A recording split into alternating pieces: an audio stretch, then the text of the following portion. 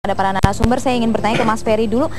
Angka swing voters mencapai 41,76% dari total 186 juta pemilih. Ini mengherankan atau tidak menurut Anda? Saya rasa enggak ya. Hampir sama jumlahnya dengan waktu pemilu legislatif kemarin. Jumlahnya besar sekali. Bahkan menurut saya malah lebih dari 50%. Itu mereka belum memutuskan pilihannya dan belum memiliki preferensi politik gitu.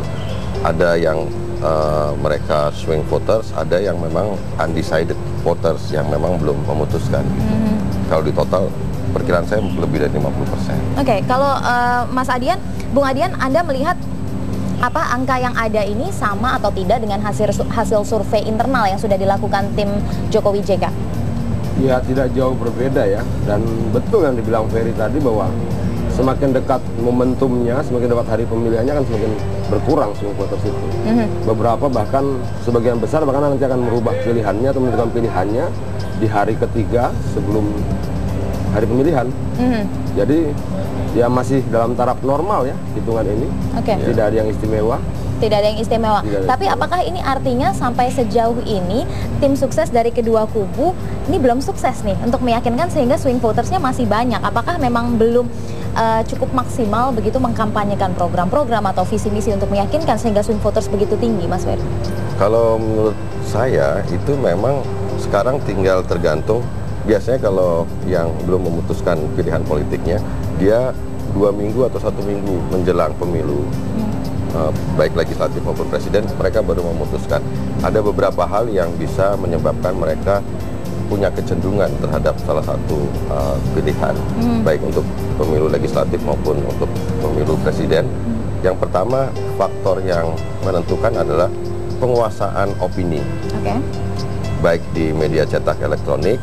Yang kedua, pemanfaatan isu politik. Yang ketiga, penguasaan media di ruang-ruang terbuka. Itu menjadi faktor-faktor penting yang membuat pemilih yang belum punya pilihan itu kemudian punya kecenderungan terhadap salah satu partai di pemilu legislatif atau kepada salah satu pasangan di pemilu presiden ini. Oke, Mas Dimas, Anda melihat kenapa ini swing voters tinggi sekali di atas 40%? Ada yang kurangkah dalam kampanye-kampanye dari kedua kubu sehingga masih belum banyak yang belum yakin? Ya, menurut saya sepakat aja dengan kedua narasumber sebelumnya yang menyatakan bahwa memang ini biasanya memang pemilih-pemilih yang ragu-ragu ini, swing voters, undecided voters ini itu memang memutuskan pada last minute. Jadi injury time ini menjadi penting. Apalagi dalam politik kita itu, politik injury time itu menjadi sangat signifikan untuk melihat sesungguhnya kepada siapa attitude pemilih ini akan diberikan. Jadi, untuk melihat perilaku pemilih ini dan mereka akan memutuskan untuk memilih siapa. Tapi jika kita lihat bahwa sebanyak 41% undecided voters ini itu bisa jadi di dalamnya adalah anak-anak muda. Ya. Anak muda itu mereka masih ingin melihat. Jadi betul tadi Bung Ferry sampaikan faktor media sangat besar. Hampir sekitar riset kami sebelumnya itu 40% ya faktor media sangat mempengaruhi perilaku memilih. Satu. Yang kedua, tapi juga jangan lupa misalnya word of mouth itu juga penting. Jadi dari kata ke kata itu juga penting, orang ke orang. Jadi misalnya anak undecided voters itu juga akan mendengar apa kata orang tuanya, apa kata ayahnya, ibunya, temannya, lalu kemudian saudaranya, tetangganya, komunitasnya dan sebagainya. Jadi saya pikir door to door politics juga menjadi signifikan untuk memastikan. Nah, word of mouth ini menurut saya juga signifikan ketika orang yang atau kandidat yang akan diceritakan pada level masyarakat itu kemudian adalah cerita-cerita yang positif ya, yang baik tentang kandidat yang bersangkutan. Sehingga di sini memang pertarungan antara kandidat ini, khususnya tim sukses untuk meyakinkan rakyat, merebut hati dan heart and mind dari voters itu adalah untuk menunjukkan sejauh mana capres mereka itu memiliki kapasitas dan integritas yang layak untuk dijadikan pemimpin. Oke, nah kalau tadi Bung Adian menyatakan bahwa biasanya para pemilih itu memutuskan kan jelang-jelang pemilihan nih, 3 hari menjelang tanggal 9 nanti. Nah, lalu apa yang dilakukan? Apakah nanti akan gencarnya di hari-hari itu ataukah dari sekarang ini sudah gencar?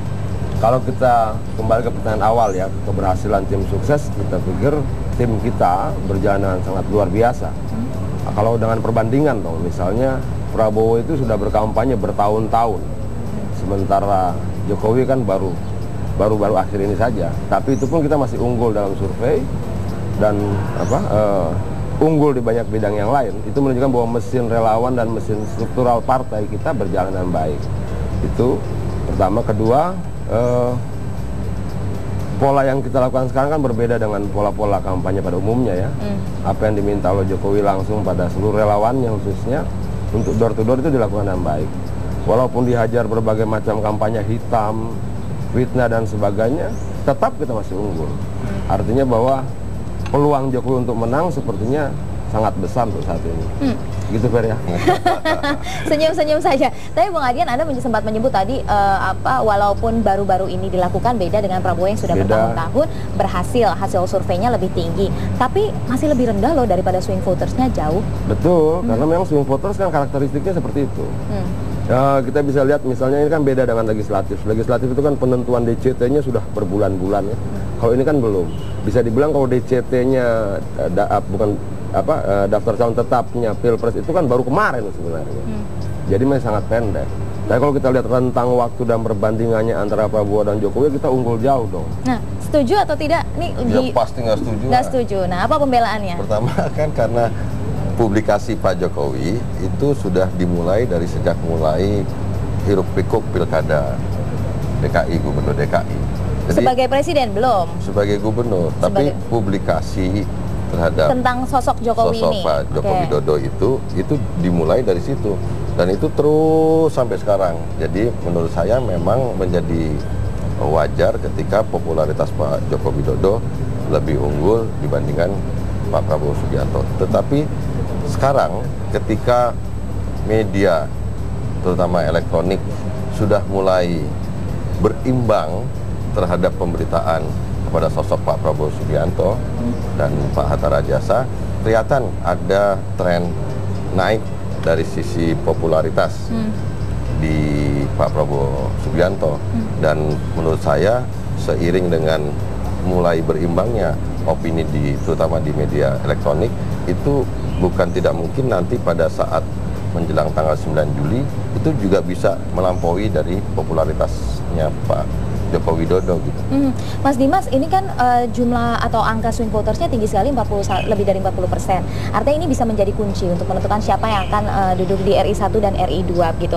Nah, apa strategi yang paling jitu yang bisa dilakukan oleh kedua pihak ini? Masih panjang sebenarnya 30 hari. Kita ingat pengalaman misalnya Pilgub DKI yang kemarin ya. Hampir semua lembaga survei itu memposisikan waktu itu pada putaran pertama kalau tidak salah itu pasangan Fauzi Bowo itu kan tinggi ya. Tapi lalu kemudian undecided voters itu kemudian mengarah ke Jokowi. Waktu itu hampir semua lembaga survei keliru.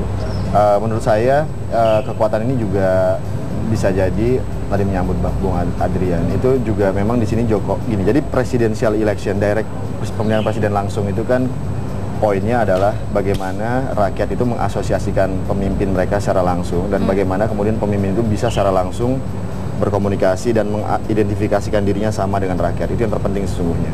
Jadi di sini kita lihat itu menjelaskan kenapa sejauh ini Jokowi memang lebih unggul dibanding Prabowo menurut saya, karena memang persepsi publik bahwa Jokowi adalah presiden rakyat itu sangat kental. Itu satu, sangat kuat. Yang kedua, sementara kan kita lihat bahwa wacana yang memang dimainkan oleh Capres Prabowo ini kan itu cenderung elitis dan retorika tinggi. Sementara memang Jokowi dalam hal ini dia menunjukkan kedekatan dia dengan rakyat. Jadi simpel seperti itu sebenarnya. Itu persepsi ya, karena kita bertarung persepsi. Nah, bagaimana pertarungan? Nah, tapi kita tahan dulu ya. Mohon maaf harus jeda terlebih dahulu. Nanti kita akan eksplorasi terlebih dahulu lagi apa yang menjadi strategi jitu dari kedua kubu.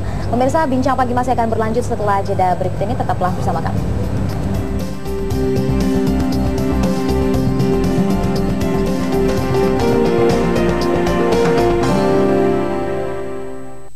Gembira untuk kita semua. Kulit manggis kini ada ekstraknya. Mastin hadir dan rawat tubuh kita. Jadikan hari ini hari